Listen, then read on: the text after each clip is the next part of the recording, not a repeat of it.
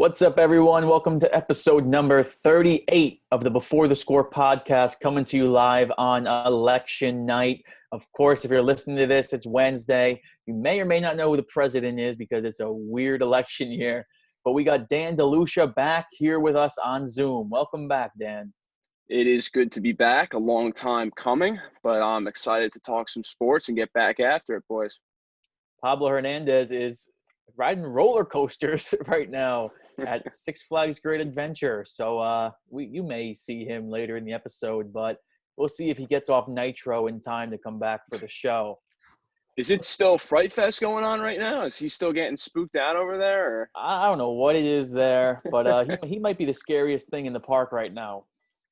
Yeah, I would agree with that. Let's start off with something scary that happened in MetLife Stadium yesterday because the New York Giants fell victim to Tom Brady and the Buccaneers, 25-23. Before we get into the Daniel Jones controversies, before we get into turnovers, everything, I want to talk a lot about Danny Dimes. We have to talk about that pass interference call that was picked up. Andrew, I know you were vocal about this. You have to tell me, a broken-hearted Giants fan, how do they pick up that pass interference flag? Now, I understand why you're upset. It's because of the fact that they picked it up. If they never threw it in the first place and just had it as a no call, just straight no call, then there would be no issues with it. It kind of was a bang play. It looked worse in replay than it actually was in real time. The ball hit the defender in the back, and he didn't really stop Dion Lewis that much from going back to it. But at the end of the day, it was a bad throw. It was behind them. It was a late throw where if you have good quarterback play on that play, he hits him in stride going towards the pylon, and it's a walk-in touchdown. So, I mean, it can go either way. I think by the book, it's when you look at the replay, it's like technically it should have been a foul, but I don't think it should have been. Watching it in real time, I didn't think the flag should have been thrown in the first place, but I get your argument and why you're upset that it was thrown and then picked up. When you look at the most egregious pass interference calls that haven't been called, that doesn't make the list. I mean, it can be argued that way, of course, but it doesn't get into that sort of category to the point where you're like, yeah, that should have been called, So I don't think it was that big of a blunder by the refs. I think Danny Dimes throwing that second pick, that was just a horrible play. He's got to throw that away. Him not getting all these turnovers, these fumbles, these interceptions, that's what gets you over the hump in these games. And the Giants don't have that bad of a team. I really think they have a pretty decent team. Is Daniel Jones the one holding them back? I don't know. I don't know if it's Jason Garrett. I don't know if it's just Daniel Jones in general. We have to see. But overall, the Giants, they're not that bad of a team, in my opinion. It was not Saints versus Rams-esque pass interference call, but I just don't get how you go back and you pick that up. If they never threw the flag in the first place, you'll see no arguments from me there. But going in, conferencing, what more could you have seen? I just don't understand how you pick the flag up after throwing it. Opposite, yeah. If it's the other way around, I'm not here arguing that. But it doesn't matter if Daniel Jones makes a good throw there. And here's my thing with Daniel Jones right now. You look at the Giants' losses, all besides the 49ers and I guess the Steelers. You look at the Bears game. You look at the Rams game. You look at the Cowboys, the Eagles, and last night. A franchise quarterback has to win at least one of those games. At least one of those games. So a lot of Giants fans are questioning right now, is it Daniel Jones really their guy? And I said in our video this morning, I questioned that. I said his inconsistencies is just too much for me. Do you guys believe that the New York Giants found their guy? I don't think so. I think with the right team around them, with the right coaching staff and the right skill positions, I think you can win with Daniel Jones. But if you're sticking with Dave Gettleman, his track record has shown that he's not going to build this perfect roster. He's not the best GM in the league who's going to assemble this stacked roster that can kind of hide some bad quarterback play. So if you're not going to be the Chiefs level talent surrounding you, a quarterback like Daniel Jones is never going to lead you over the hump. So if the Giants are bad enough this year where they finish with a top 5 pick, I think you really have to evaluate the quarterbacks in the upcoming draft class. And if there's one there that you think has a higher ceiling and can help your team win without the best supporting cast, then that's what you have to do if you're the Giants. Daniel Jones can start in front of the team and be better in a better situation. I think the same thing could be said about Sam Darnold, but I don't think either quarterback has shown so far that you can trust passing on a generational type talent like a Justin Fields to be sitting there. So right now, unless he shows me something in the next 8 or so games, then I can't say yes to that. Yeah, I agree. When you have to overall, when you have a top 5 pick, you have to look at your quarterback position and evaluate it. And honestly, I still think there's a little bit of hope for Daniel Jones. I like Steve's point saying they should have beat the Eagles or they should have beat the Cowboys or they should have beat one of those teams with the franchise quarterback. Completely right. And there is some blame on Daniel Jones. He is still in his second year. He doesn't have Saquon Barkley, which I want to get into that. If you think Saquon Barkley is on this field and you have a rushing attack that is very lethal, I mean, the offensive line has shown that they have been better in the rushing game, maybe not with pass protection as much. But however, if you have a Saquon Barkley, a generational talent like that, do you think Daniel Jones, they might have 4 or 5 wins? You never even know, just because Daniel Jones is going to play better with a guy like Saquon Barkley. So when I get into that valuation, if the Giants don't get, the Trevor Lawrence or Justin Fields, which I don't think they will be in position to get 2 of those guys, do you just look at a guy and say, hey, maybe we should get the best available guy here and give it 1 more year? And if it doesn't work, then you draft that quarterback? Steve, honest question, do you think Saquon Barkley in that lineup makes Daniel Jones a better quarterback? I think it does. I think it has to, because if Saquon Barkley's in that lineup, you are seeing less men in that box. You're seeing more play action and more safeties coming up to try to stop the run, and you're getting those big shot plays. You've seen Jones' numbers have been better with Barkley in the lineup. The one game he got Barkley this year just so happened to be against the best defense in the entire league. So that's a small sample size for this year. But last year, you saw Daniel Jones played a lot better with Saquon Barkley in the lineup. And these two guys have not played together much, actually, because Jones' first start last year, if you remember, Barkley goes down with a high ankle sprain. And then when Barkley comes back, Jones goes down with an ankle sprain of his own, and Eli Manning comes back. So they really only have about 4 games worth of tape together, 2 wins in there. So I would like to see Jones and Barkley together more before I make that decision. But of course, I think that would help a lot more than it would hurt Daniel Jones. Another thing with Daniel Jones is I really, like Dan said, I don't envision the Giants being in position to get a Trevor Lawrence or a Justin Fields. You look at the top 5 people in the NFL draft rankings right now, and you can see the Giants, they're 1-7. You are what your record says you are, all the cliches, but you can't tell me they belong down there with the Jets and the Jaguars and teams like that. You can't tell me they're not better than that team. And even the Cowboys now, with their outlook so bleak, the Giants next 2 weeks, if they lose to the Washington football team and the Eagles, then maybe I'll start saying they belong down there. But I think the next 2 weeks and plus the bye week, then you get Xavier McKinney back. I think the Giants can pull off maybe 4, maybe 5 wins on the season, and then we go from there. And that's not going to get you in position for a Justin Fields or Trevor Lawrence, of course, but they're not going to be in position for Trevor Lawrence at all. The guy who has to be watching out for his job is Andrew's guy, Sam Darnold. I think that Trevor Lawrence, if Jets have that pick, they should have no regrets on picking Trevor Lawrence and giving up on Sam Darnold. Yeah, I mean, I talked about it last week on the show that if they're in the position they have the number 1 pick, then there's no justifying not taking Trevor Lawrence if he comes out of Clemson, which I think he should and he will. So if he's there, yes, Sam Darnold has all the talent in the world. If he's in the right situation, like we talked about with Daniel Jones, you send him to a Indianapolis, a Pittsburgh, anywhere like that, and he's gonna tear it up. He's gonna show what Ryan Tannehill is showing. Once you escape that bad coach and the new coach surrounds you with talent and kind of works the team to build off of your strengths, it can really prove a lot for a quarterback who's still young. Sam Darnold's 23 years old, so he's gonna move on from the Jets if the Jets do get the number 1 pick, and he's gonna get traded to a team, and I guarantee you he's gonna be an above average starter wherever he goes. So it's not gonna happen on the Jets because they can't build a team around him quick enough to capitalize on his potential. So if they do pass up on a quarterback, it's just going to further stunt his growth. So I think the best for both Sam and the organization is just to move on after this year, unless some miracle happens in the last 8 games of the season. Yeah, there is no chance in the world that Trevor Lawrence stays at Clemson for 1 more year. There's no chance that he says, I'm not going to the Jets, I'm going back to college and not getting paid for another year. No chance in the world. So we just know if the Jets are that team with the first pick. We don't know that yet. I mean, the way the season's shaking, it's a pretty good guess that you could say they're going to be there. And then you obviously got to move Darnold. I'm curious to what you get for him because obviously, the Jets are trying to give him away. That draft capital that you're going to get for him might not be that big. But at the end of the day, that team that he goes to, like Andrew said, he could progress.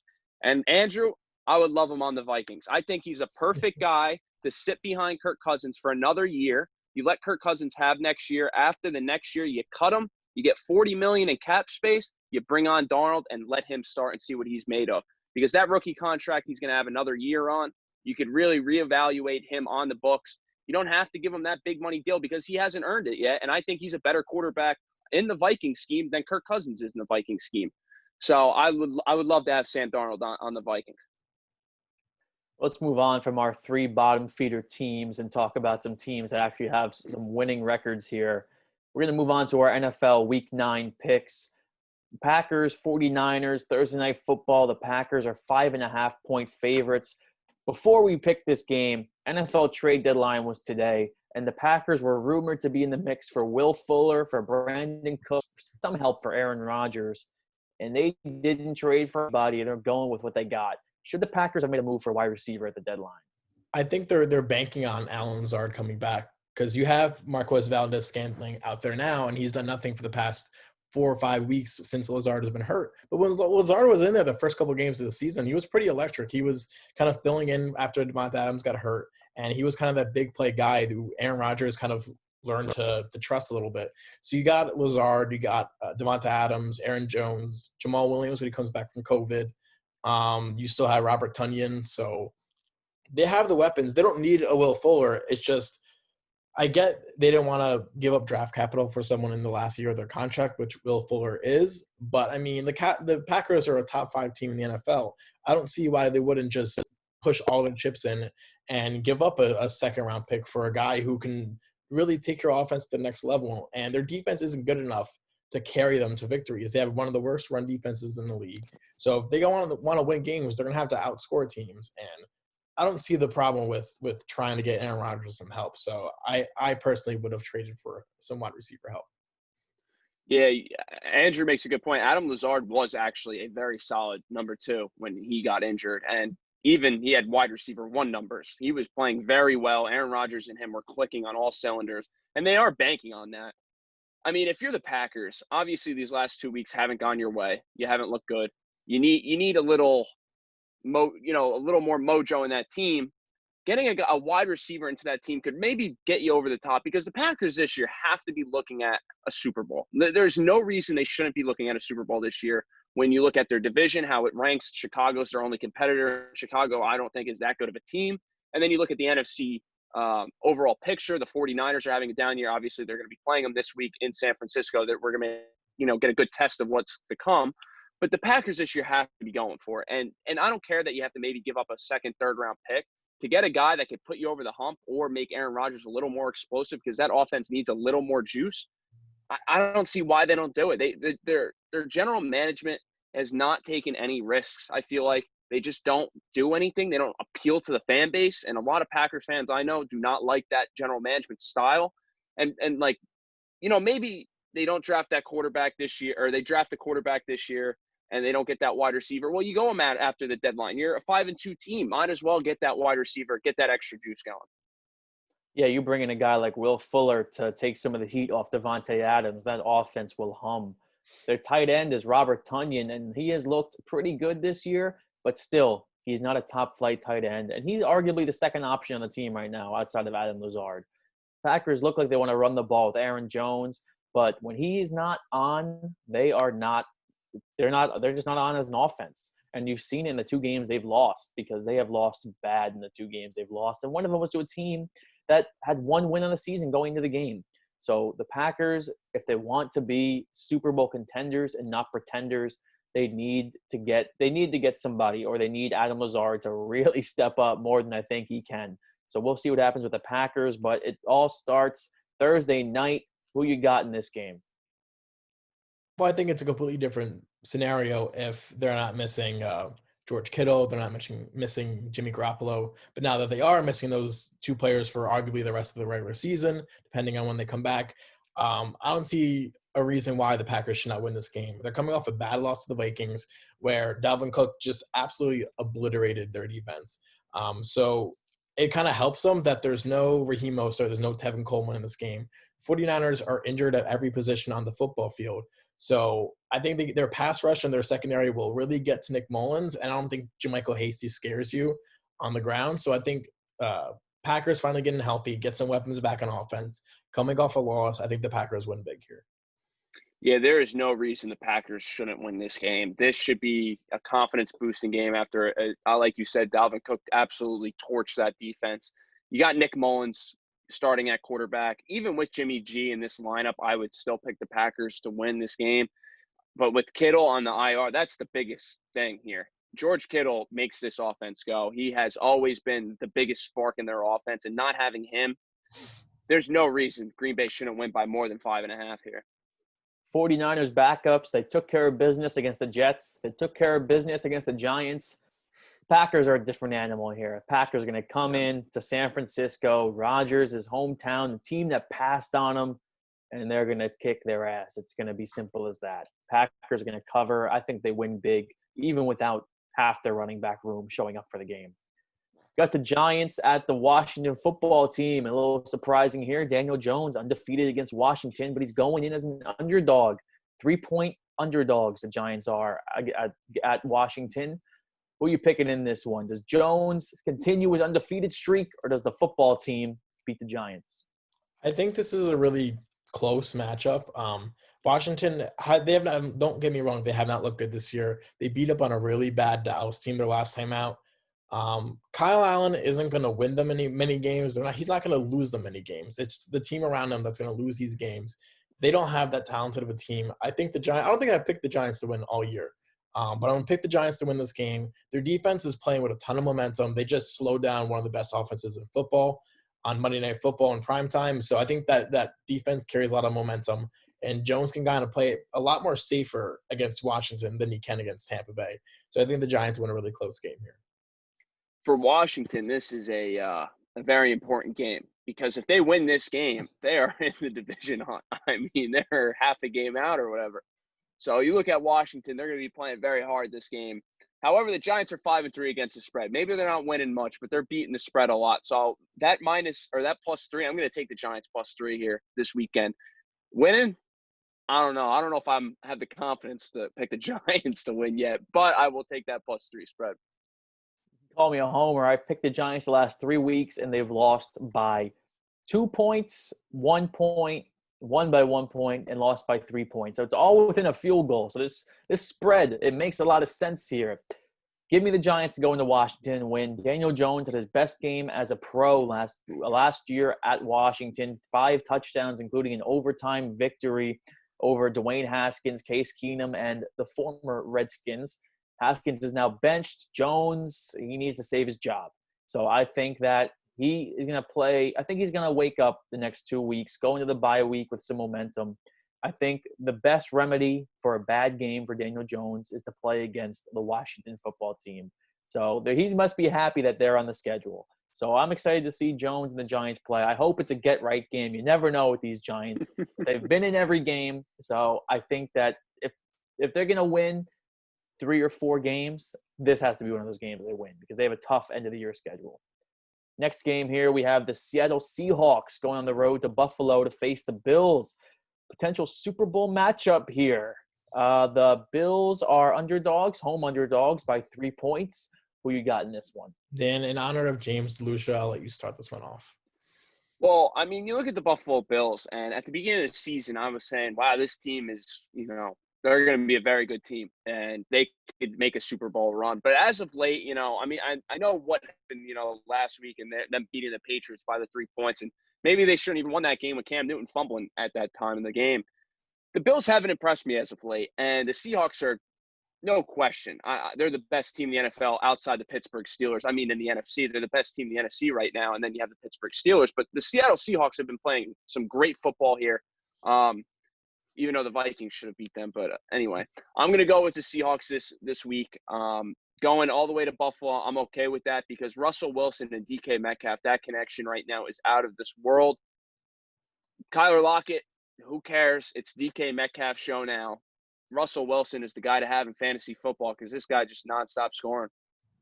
Yeah, I think the Seattle Seahawks probably have the best offense in football right now, and they torched San Francisco without Chris Carson, so they can go to DK Metcalf to have 200 yards. They can have Tyler Lockett catch 200 yards. Um, the only thing that worries me is them traveling East Coast and playing a 1 o'clock game. That always Yeah. worries me a little bit with a Seattle team. But then again, the Bills are the most fraudulent team in the NFL, and I will not pick the Bills once again. The Seahawks are going to win. They're going to cover. Um, I'm not picking the Bills for the rest of the year. Andrew, you hit the nail on the head because I think the Bills are pretenders as well. If you look at their wins this year, they have 2 wins against the Jets, 1 win against the Dolphins with Ryan Fitzpatrick, and that was also had a lightning break in the middle of it.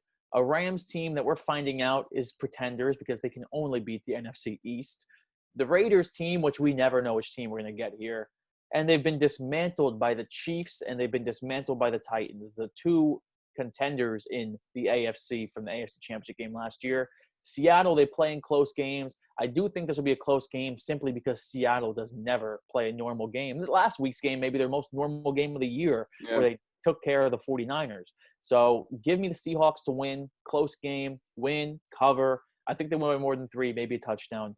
It'll be a fun game to watch, I think, with Russell Wilson and Josh Allen. But give me the Seahawks to go cross country and get the win at 1 o'clock.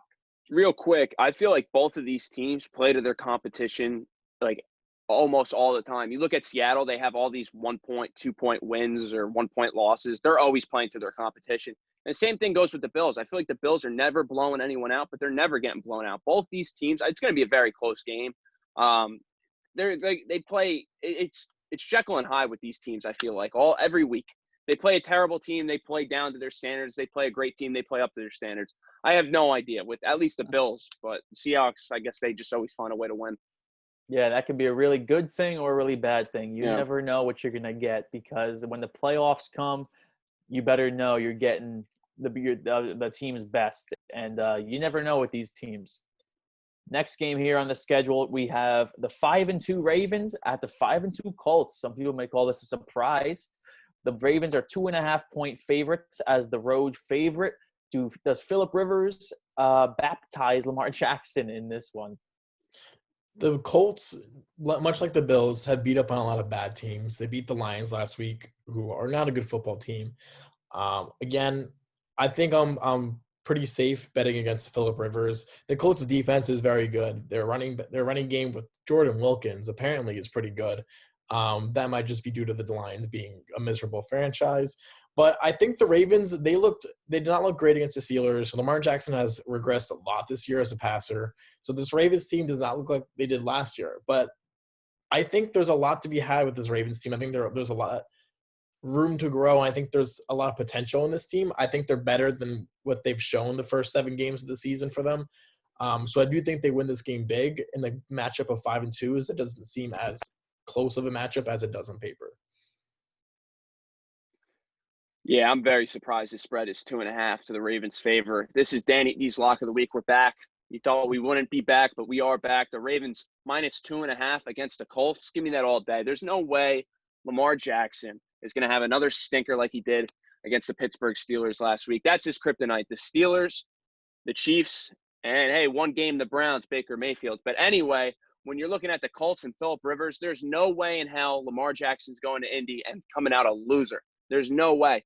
Lamar Jackson needs a good rebound game. He needs to get these pundits talking about him once again because this game last week was not good for him. This week he comes back a big performance with the Danny D's lock of the week of Ravens minus 2.5.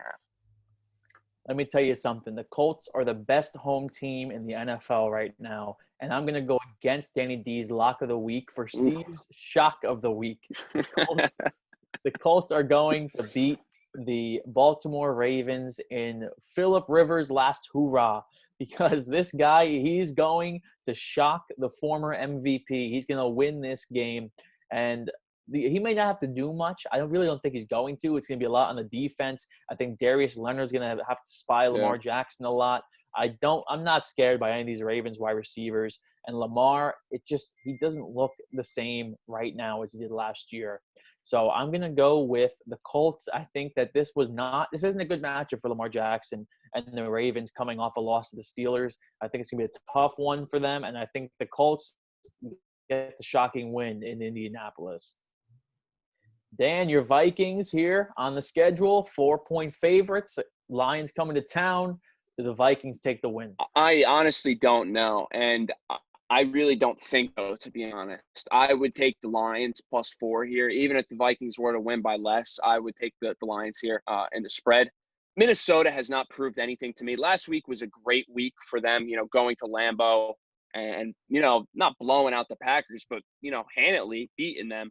That's hopefully got to be a confidence builder, and then you get the Lions into town, and hopefully, you beat the Lions because it's the Lions. They're supposed to be the worst team in the division. But I don't even know, because the Vikings season has been completely so weird. Like I mentioned before, they lose to the Seahawks by 1 point. They get blown out by the Colts or the Titans. Like, it's just been a very weird year for them, and I don't have enough confidence in picking the Vikings next week. I think I'm going to take the Lions +4 here. Yeah, Dan's mentioned a lot of Jekyll and Hyde references, and that's what the Vikings have been this year. They can lose to any team in the NFL, and they can probably beat almost any team in the NFL, as Pablo joins in from his car, apparently. But the Lions, they just lost Kenny Galladay. Their team – wait, Pablo, I'm talking. They just lost Kenny Galladay. They have not been playing well. Their run defense is their big hole in defense, so I think Dalvin Cook coming off a 4-touchdown game, I don't think they'll be able to stop him, so I think the Vikings do win this game. I'm going with the Vikings here. Pablo, welcome back from Six Flags. What was your favorite ride? Well, that's a very interesting question. Honestly, there are just so many rides there. Personally, I like having a good time, but rides scare me. Any ride scares me. I didn't want to ride Nitro. I didn't want to go on King the Ka. But you know what? As soon as I got an El Toro, I rode it first row. All my fears went away. I hopped on Nitro. I hopped on Wonder Woman twice. Wow. I'm feeling good right now. That Wonder Woman is no joke. Wonder Woman's fire. Wonder Woman looks scary, man. That's fire. Wonder Woman, with this wind, the way it's going, bro, it really throws you around. It's nutty, bro. It's so nutty. That must have been a little chilly for you guys there. It was freezing, but I was wearing my Guardians beanie, so I felt good. Oh, I gotta say the best XFL. I got to say the best experience at Six Flags is nighttime Nitro back row. I think that is the best experience you could possibly get. That ride is insane. I'll tell you something about Nitro. I think I was in the third row, and it was dark as hell, bro. I couldn't see anything. So, man, I don't know, man. What really got me pumped was when I saw the kid get off in front of me who was on El Toro. The kid must have been maybe 9 years old, and his sister must have been maybe like 7 years old. They were in the first row of El Toro. Now that's something I'm afraid to do it at my age. At 23 years old, I can't imagine a 7-year-old. But Pablo, how much money would they have to pay you to if you get stuck at the top of Nitro? How much money are you walking down for? What do you mean walking down? Like walking down like the little steps? Like the little steps. Man, I mean, hey, if they're paying me, bro, I'll walk $1 million. I'll walk. No. Pablo, I see the way your legs shake when you're behind home plate and you have to go take a dookie. So you don't get to pull that card. You'd be falling down those steps. Relax. We don't talk about that on this show. That's for before the score, after dark. Okay, we don't talk about that. Let's move on to our nighttime game here because I think we're all picking the Steelers to beat the Cowboys. And the rest of the game is kind of irrelevant. So if you're a fan of any of the teams, don't pick your game. Sorry about that. We got to get the show moving. It's election night. Saints, Buccaneers. This is going to be a fun one. Antonio Brown's return. Buccaneers 5.5-point favorites. Pablo, welcome back. Antonio Brown is back. Your boy, the Oda Beckhamaitis guy. Does he help the Buccaneers win this game? Well, number one, who'd you say the Buccaneers were playing? I'm sorry about that. I need to clarify. The Saints. Okay. So the Buccaneers, we all saw what they did to the Giants. The Buccaneers, they're a team, they have something going for them, obviously. They have the pieces in play. This is a very win-now team. They have Tom Brady, Gronkowski, other players, and with the addition of this very flashy, very arrogant, but very talented Antonio Brown. This is a team that will not be denied. This is a team that will continue its nice little winning stretch here, and they will defeat the Saints. I think the 5.5 spread is a little disrespectful to the Saints. I think a lot of this depends on if Michael Thomas plays for the Saints or not, because that offense is 1,000% different when Michael Thomas in the field. You looked at them last week with no Michael Thomas, no Emmanuel Sanders, and their number one receiver was their running back, Alvin Kamara. So they're not going to be the Buccaneers like that. They can't. The Buccaneers have one of the best run defenses in the NFL, although they did not look great against the Giants and the Wayne train. So maybe that's a thing of the past. But I think if Michael Thomas comes back, I think Drew Brees has a little bit enough in the tank to kind of fight for Drew Brees for that all-time record that they're seesawing about this year. So I think if Michael Thomas comes back, Drew Brees kind of has a little bit more spark in him left to kind of move the ball enough to outscore Tom Brady, because the Buccaneers offense did not look good against the Giants defense at all last week. Outside of a few touchdowns to Mike Evans and Gronk, they really weren't moving the ball well at all. They couldn't run the ball with Fournette. Ronald Jones is fumbling the ball around. So I think the Saints win this game. Yeah, and I don't know if Antonio Brown is the answer to their demise. I mean, you're looking for a guy that's played one game in the last pretty much 2 years here. How great of shape is he in? What mindset is he in? Is he going to get along in the connect? Are they going to even give him a lot of snaps? We have no idea. I can't rely on Antonio Brown to be that difference maker in this game. And when you look on the Saints, Andrew nailed the nail on the head, whatever the hell the saying is. Michael Thomas needs to be in this lineup. There's no question about it. The Saints are a completely different team when he's not. And when he's in this lineup, Drew Brees actually looks like an NFL quarterback, because lately Drew Brees is looking like retirement is coming sooner rather than later. So if Michael Thomas is playing this game, I would take their spread at 5.5, plus 5.5. But overall, when you look at they're against the spread, they're 2-4 this season. So they're not a great team against the spread. They really got to figure something out. But this is a good week to try and beat, your division rival who's number one in the division and get a good win for your team. Saints, week 1, they took care of business against the Buccaneers. Since then, it's also the last game Michael Thomas played in. Since then, they've lost to the Raiders, lost to the Packers, and narrowly escaped games against the Lions, Chargers, Panthers, and Bears. All 4 of those teams stink. All 4 of those teams should not even sniff the playoffs. The Bears might, because they played an easy schedule. But give me the Buccaneers to win, and win big here. They're not just adding a receiver here. They're adding the best receiver of our generation, who's still in fantastic shape, who can still play, who's done nothing but work out. Yeah, he's been a little cuckoo in the head the last couple of years, but he's still working out, and sometimes a little crazy on the football field. So give me Antonio Brown to come back and make an instant impact. You saw he has a connection with Tom Brady. He's living with the guy, for Christ's sake. Yeah. So Antonio Brown, 1 career touchdown with the Patriots in 1 game.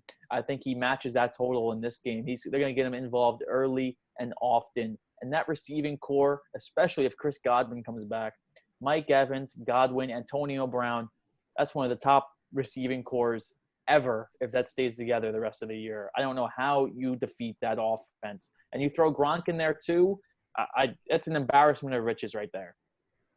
Patriots, Jets, Monday Night Football, the matchup we're all looking forward to here, the Seeing Ghost Bowl here. Does Sam Darnold get some revenge on the Patriots for that embarrassing quote last year? The Jets are 7-point home underdogs. Bill Belichick says they're much better than they were last year. Andrew, are we going to see a Jets upset this week? I want whatever Bill Belichick is smoking. Of course, the Jets get a Monday night game against the Patriots, the worst Patriots team I've seen since I was a wee little lad. And the Jets have the worst team I've ever seen. So, of course, the one time the Jets with a competent roster could actually beat the Patriots on prime time and exercise some of those demons, it's the worst football team I've ever been a fan of. So, no, the Jets are not going to win on Monday night. They can compete if they get Jamison Crowder back and their offense can score more than 10 points and 4 yards in the second half. Maybe they can compete, but they're not winning this game. I think Cam Newton, he could play a little bit safer than he has the past 2 games when they're trailing. They can play with a lead. They can run with Damian Harris. Their defense is going to be a little bit too much for Sam Darnold to throw more than 5 yards. So the Patriots are going to win on Monday night. Why else would I be wearing this? Let me tell you. Maybe all your clothes are in the wash. or That something. could be it too. But Bill Belichick is already making excuses. About how this Jets team is so much better than last year.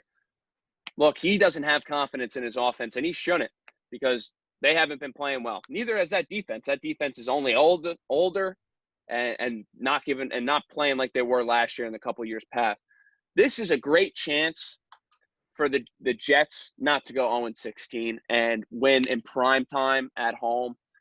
Look, it's not going to be easy. I'm not saying this Jets team has any really good part about their team right now. But of all the times when you could beat a team like the Patriots, the team that has been 20 years haunting you in this division, get a win against them, 1-15, still get Trevor Lawrence. Well, number one, right here for the Jets, right? Now, as a Jets fan, I sort of think that, look, you never want to root against your team, but you also don't want to have any opportunity that the Jaguars get the number one overall pick. So as a Jets fan, look, if they lose, it's not the worst thing in the world. And when you look at the Patriots, they're certainly not the best team in the National Football League. They're certainly not the strongest. They have their share of flaws. But regardless, they're still a better team than the New York Jets. Honestly, it's not even close. The Jets are the worst team in professional football right now. And for the Jets, the schedule only gets harder. I mean, you have teams like the Seahawks coming up, among others. That this is something that's going to be lingering. I think they're going to go winless for a very long time, and it's honestly going to shock me if they win more than one game this year. Yeah, I'll be surprised if the Jets win one, maybe two games this year. But the Patriots, they are the better team. They have the better quarterback. They have the better coach by far. Give me the Patriots to win this game. Maybe a little closer because the Patriots are not as good as they were in the past. But I'm going to take the Patriots to win this game nonetheless. That's all our football picks for this week. Let's move on real quick before we get to our questions because we have a lot of questions this week. We have Steve Cohen officially buying the Mets. Exciting news for us Mets fans here. How refreshing is it to see an owner like Steve Cohen going on Twitter and asking for fans' opinions and answering like me, like a normal guy? Like you said, we didn't even know if it was him or not. But then you look at who's following him. The Mets page is following him. All the Barstool guys are. The beat writers are. So I mean, it's got to be him. I don't know why he did that as his avatar. But anyway, he's answering questions. He's saying these are great ideas, asking why some guy's banned from the stadium. Look, it just goes to show, I mean, he's already going to donate $17.5 million or whatever to the city, to small businesses in the city. He's already making immediate impact. He's already spending more money than the Wilpons have in the last years with just charitable reasons. And he wants to get this team. He loves this team. He's a Mets fan all of his life. He loves this team. He wants to see them win. And I mean, there are reports by the beat writer saying that he wants to make it the East Coast Dodgers. Hey, we'll have to see what free agents even come to the Mets. But we have to see. Pablo, I know you're making faces at me. We have to see who actually wants to be a Met. But overall, you just got to love the enthusiasm by this new owner reaching out to the fan base and the public saying, hey, what do you guys want? Because I want to be your owner. I don't want this last regime change. He never said it, but, I mean, you look at this last regime that they had for the last 40 years, it was nothing but, losses and just hating on the ownership. So I already love the immediate impact Steve Cohen has made. Yeah, Steve Cohen right now with the Mets is like giving a 17-year-old the keys to a Lamborghini. They dream about this. They get it. They're so excited. They just slam their foot to the ground. They're just so excited. He's going to talk to all the fans. He's going to probably – I would imagine he's going to try to make a big splash his first year in free agency. But, I mean, you can't really know what the guy is going to do until you see what his payroll year in, year out is going to look like for the team. If he keeps that payroll high and he's not afraid to make these big investments while also not, while also running a competent baseball team that isn't going to mortgage their future to go 5 games under 500. So I think results will speak a lot louder than any Twitter mentions. But, I mean, it's good to see him interact with the fan base. It's good to see him donating to New York City and kind of getting their good graces early. So, I mean, it's a good start, but the best is yet to come, I guess. Now my take on it. First of all, I'm gonna finish the show in the car. I mean, I tried to leave the car and I couldn't hear you guys, so this is where I'm gonna stay. I'm parked. safely. My seatbelt's off in case anybody wants to say anything. Steve Cohen, look, I think it's awesome that the Mets finally have an owner that actually wants to help improve the ball club. Obviously, you see that he's very involved. He's very interested in the Mets winning and competing for not only this year, but for every year that, this team is in existence under Steve Cohen. And I personally think that it's awesome. Now, look, it's not realistic that an owner is going to go in and just buy every single free agent available. Honestly, the best teams are the ones that are able to spend money and also develop talent. So that's something where you have to continue to do both. But look, the Mets, they're not that far off like all these other teams. They clearly have an amazing ace. He's a dominant pitcher in this league. They have many holes. They have many issues. But money fixes everything, especially in a market like this. You don't know if many teams are going to be spending money because, first of all, you don't know how this whole COVID thing affected them. So I think that, expect them to be very aggressive. I do see personally when we have our prediction show, I see them going out and finally getting a catcher. I think they're going to go out and get JT Realmuto. I think they're going to go out and get George Springer, to clear up, make one of those outfield spots. And I do see them making a run at these other bullpen arms. And I really do think that they are going to be very competitive. But look, we still have to see the guy do something. Until he does something, I'm still going to be saying, you know what, it's the Mets and anything happens. So that's just my take right now. The move I love that Steve Cohen did is bringing in Sandy Alderson. Yep. Because Sandy Alderson, first off, he can go in and he can say, this was wrong. This was wrong. This guy sucks. And get rid of those guys front office-wise for the Mets and clean up the entire front office because he has been around winning front offices and he knows what does not work and who is not worth it for Steve Cohen and the Mets. So I really am excited for that aspect of Sandy Alderson and this as well because he's very patient and he bides his time. And some Mets fans may not like that, but he knows when to push all his chips in the table. You saw he did it with the Yoenis Cespedes trade in 2015, Juan Uribe, Kelly Johnson. He waited, he bided his time, and that's when he pushed all his chips in. I think that Steve Cohen, he doesn't want to go in and just buy up all the free agents. I don't even think he wants to win that way. He wants to build a long-term winner that people will respect. Let's be honest here. The Mets fans, after all the talking that we gave the Yankees in 2009 about buying the World Series, we don't want to have to deal with that. We want to build an organic winner here. And I think Steve Cohen knows he can do that like what the Dodgers did. The payroll is just a good way to bail yourself out of some mistakes. So I think that the Mets – I think Steve Cohen as a future is so bright. It feels like we won the World Series here, honestly. I really can't wait for next year. And I can't wait for this offseason. Never been so excited for an offseason. I know we're not going to be scraping the bottom of the barrel. One point I completely disagree with is if the Mets could buy next year's World Series, I'd 100% take it. Obviously, it's not going to work that way. I would take a World Series in a heartbeat for the New York Mets. But, you look at some guys. I don't know if Trevor Bauer's going to be an interest for the Mets because he's looking at that one-year deal. And if you're the Mets, you're looking for those. You're giving the arbitration to Stroman or whatever. You're giving him his extra year. So, you could do that route. But I think a guy like George Springer has to, catch your eye more. Sorry, who's the other big guy in free agency? Realmuto. Look, DJ LeMahieu. Yes. But you don't even think about DJ LeMahieu. I would literally scream. I never said DJ LeMahieu. I was thinking of Realmuto. But Realmuto, I actually don't think the Mets are going to look at. They're going to look at him, but I don't think he's going to come to New York. I think George Springer should be your best. I think you have to go after a guy like George Springer. Well, Andrew, I don't mean to interrupt you, but number one, doesn't mean he has to automatically spend all his money this offseason. Next offseason is completely stacked. You have shortstop after shortstop. The talent is through the roof. So, look, if you only go out and get a George Springer and get some bullpen arms and maybe get a starting pitcher for 1 or 2 years, that's great. Because the year after, that's something you got to look forward to. This isn't the year right now to go throwing all your money away. I love how you say only go out and get George Springer and an outfielder and a starting pitcher and bullpen. For the Mets, that's not only. As in, that would be the biggest free agent in Wilpon history right there. So let's move on from Steve Cohen and the Mets here. Let's get to our questions before we end this show because we got 9 questions to get to here. Our first two questions here are from Aaron Bartlett. And the first one he wants to know is, are you as torn on Jones as I am, as in Daniel Jones? Every 5 minutes, my opinion changes on him. So I'll take this one first because as a Giants fan, I am so torn on Daniel Jones because sometimes I want this guy to be the quarterback for the next 10, 15 years. And sometimes I don't even want him to start next week. I want Colt McCoy to put in the game right there.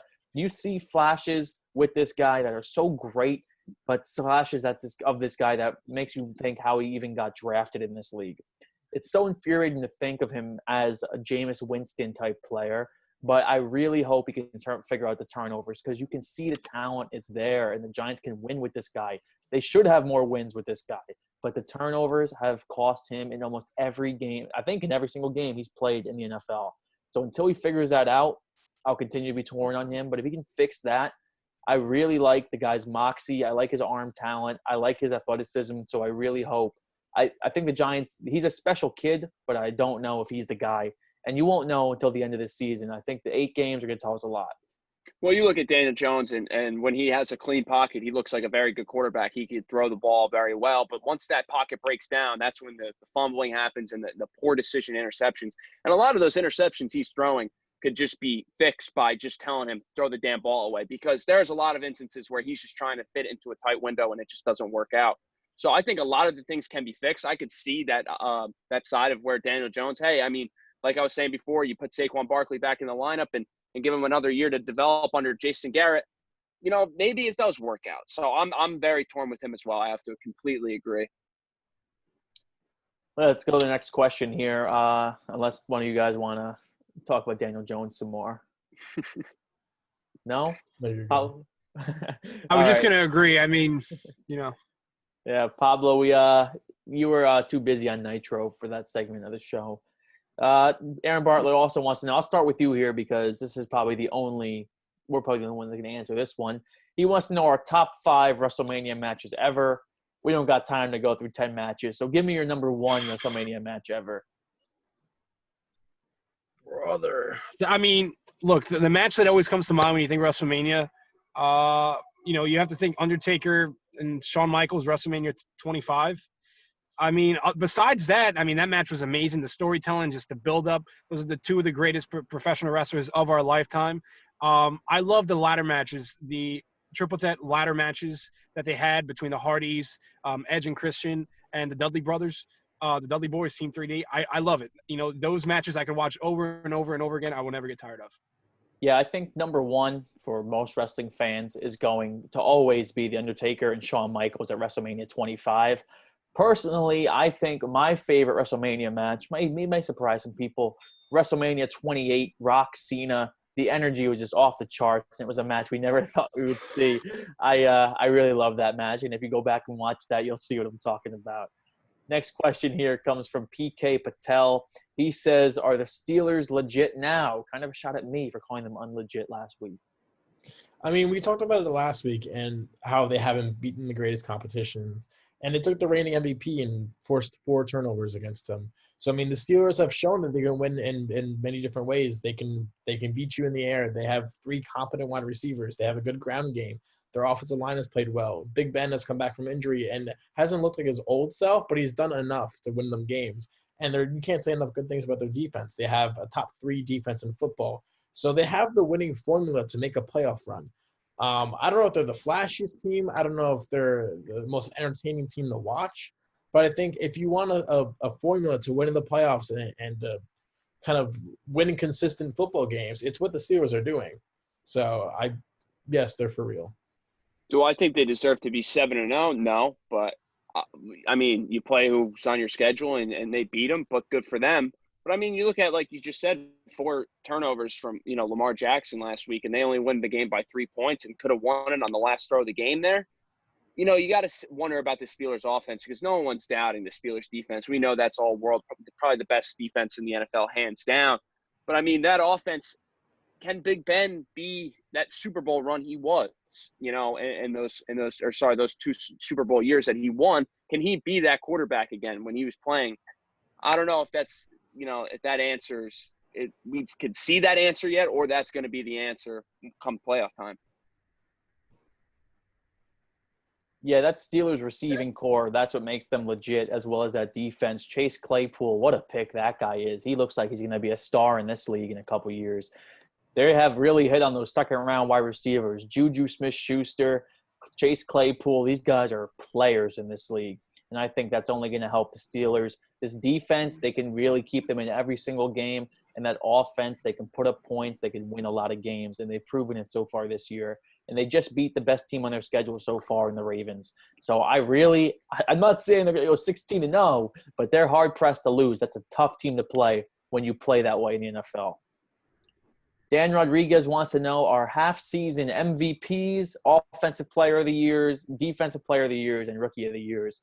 That's 4. We got 4 people here. Everybody take one. Pick your poison.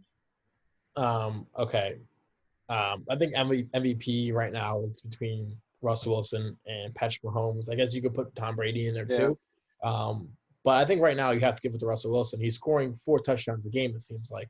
And when they have that stacked of an offense, I think that's going to continue. They play in the NFC where it's usually a little bit more high scoring. So I think he's set up to finally win his elusive MVP. It's a shame that he hasn't won one yet, since he's been one of the top quarterbacks in football his whole career.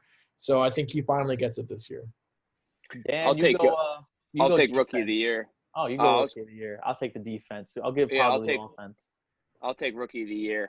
And, I mean, going up to this year, previous 2 weeks, we were looking at Clyde Edwards-Helaire, and we were saying, this guy could be Rookie of the Year. Now you bring a guy like Le'Veon Bell, and his numbers are going to go down. So you got to look at Joe Burrow and obviously say, the year he's having, I know he's on a 2-6-1 football team, but overall, Joe Burrow has been slinging it. And he's been, they're a better team than 2-6-1, I got to say. And Joe Burrow's been playing great, lights out. Other candidates you could look at, maybe a Justin Jefferson, maybe, with Chase Claypool or whatever. But overall, I think Joe Burrow's going to win this award. Number 1, you want me to do Offensive Player of the Year? Yeah, take Offensive Player of the Year. Man, this is tough. Honestly, when you look at Offensive Player of the Year, I would probably have to go with my main man, Russell Wilson. This guy, he just continues to perform every single year. He's the quarterback right now. I personally thought that Patrick Mahomes was going to have a stronger season, but you know what? He's still on the greatest football team on the planet. At the end of the day, his team's going to be there. So I'm going to have to give it to Russell Wilson here. Defensive Player of the Year, that's the last one left. Don't make it too hard on me. Give me Aaron Donald here. Aaron Donald, 9 sacks, 3 forced fumbles, bunch of tackles. This guy's just been a force, and he has been a shutdown defensive tackle as usual for the LA Rams. I'm sure the 49ers would like him. But give me Aaron Donald to win Defensive Player of the Year there. And I think that's just – you're playing with house money there because he's always going to be in contention for that. The one objection I had, Dan, was you're afraid about Justin Herbert a little bit, who's kind of been tortured stats-wise. So I know D-Rod wanted me to go down that route. Burrow and Justin Herbert, so who knows? Yeah, that's a great argument. Justin Herbert has been playing great. He only has, 2 less games played or whatever, so that's not really the big deal. But Justin Herbert, if he wins those 4 1-point games, we're talking Justin Herbert in a completely different, context here. He just can't close the show. Not that saying Joe Burrow's lighting the world on fire, but, you watch him as a quarterback, you just know he's going to be in this league for 10, 15 years. He's been playing lights out. Next question here, we have Tarek Al-Casey with a controversial question here saying, is Lamar Jackson actually a glorified running back? No, I don't think he is. I think he proved that last year that he's not. He's never going to be this elite level passer, but to call him a glorified running back is you're trying to push someone's buttons here. I think he's a competent thrower. He's not perfect. He's not going to win you games with his arms many times, but he just needs the combination of his arms and his legs to be successful, and he showed that he could do that last year. And I think the second half of the season is going to be very big for Lamar Jackson. I think he's going to he has to improve if this Ravens team wants to go anywhere. So I think it can't get much worse as a passer from what you've seen this year. So, no, he's not a glorified running back. He's going to play a little bit better in the second half. Yeah, he won MVP last year, so I'm not throwing anything out on him. He's fast. if you guys think that he should be a running back, then look, he's just a fast quarterback. So the fact that this guy can do both things on both sides of the ball, it just goes to show you how talented he is. And Andrew's he's correct. I mean, if you just look at last season, I don't think it was a fluke. He's one of the greatest quarterbacks in the league. He might not have all the tools exactly sharpened, but he has tools where others might be weak at. So he's fine. Yeah, Tarek, stop sipping the haterade there. I'm not even going to give this question the time of day. Lamar Jackson, MVP as a quarterback. Come on, man. Running backs don't win MVP. Not unless you're Adrian Peterson. Yeah, unless you're Adrian Peterson.